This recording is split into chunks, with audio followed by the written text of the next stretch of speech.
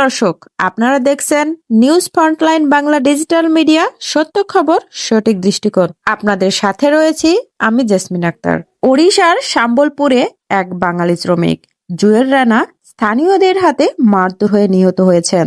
খবর অনুযায়ী হামলার আগে তাকে তার জাতীয়তা নিয়ে প্রশ্ন করা হয়েছিল এবং তাকে অবৈধ বিদেশি সন্দেহ করা হয়েছিল। তৃণমূল কংগ্রেস এই হত্যা তীব্র নিন্দা জানিয়েছে। তারা বলেছে একজন ভারতীয় নাগরিক অযথা সন্দেহ ও ভুল ধারণার কারণে মারা গেল।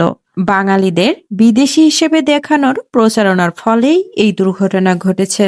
ওড়িশা পুলিশ ইতিমধ্যেই কয়েকজনকে গ্রেপ্তার করেছে, যদিও রাজনৈতিক নেতারা এটিকে বাঙালি বিরোধী হিংসা বলে উল্লেখ করেছেন।